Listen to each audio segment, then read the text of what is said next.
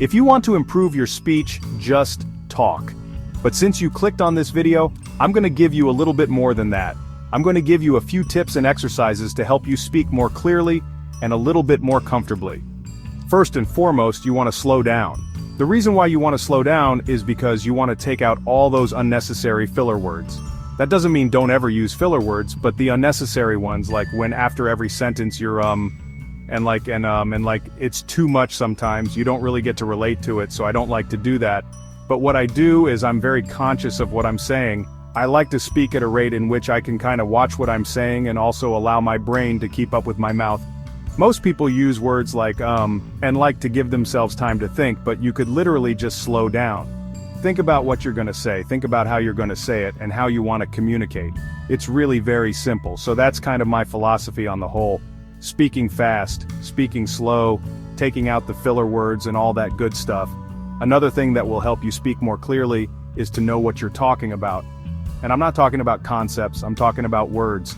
Many intelligent people use simple words to describe advanced situations. You want to use things that you're more familiar with, things that you're more familiar with pronouncing. One thing many people won't tell you is when you want to increase the quality of your vocabulary, it's not about the words in which you use in terms of how big they are, but how specific they are. Somebody might say, "I feel bad." Okay, that sounds like something a kid would say. What type of bad? I feel angry, I feel upset, I feel devastated. You know what I mean?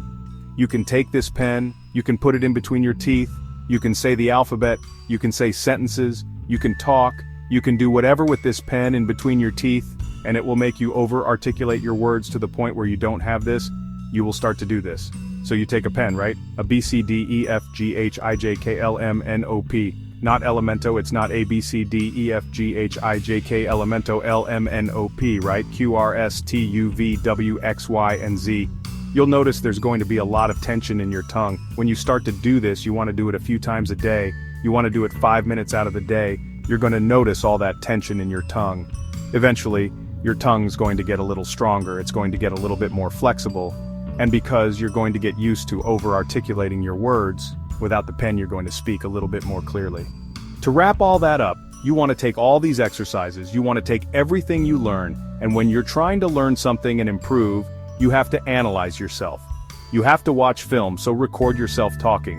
Record yourself talking for 5 minutes, record yourself doing these exercises, record yourself doing all these things, and analyze yourself. Look at the way you look at the way you're talking, the way your hands are moving. Some people have their hands down, they talk like they're relaxed.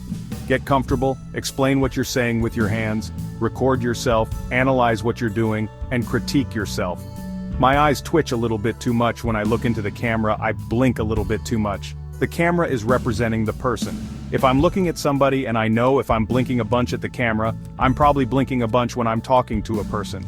I can see myself judging myself because I keep stumbling over these words and I'm thinking, well, these words sound better and I don't sound good.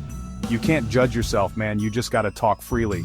It all comes from practice, and it's not just you practicing talking, it's you practicing in the way in which you want to talk. There's this little saying I was thinking about the other day. You should practice in the manner in which you want to perform. If I want to talk fast, why would I practice slow? Now let me pause that. You practice slow to get a foundation of what you're saying, and then you progressively increase your speed, because you want to do something right, you don't want to do it wrong and practice that because you're going to get bad habits. But let's say I wanted to talk fast and it's like blah blah blah blah blah. So the next week it needs to be blah blah blah blah blah. And the next week blah blah blah blah blah blah. It just keeps going on and on and on.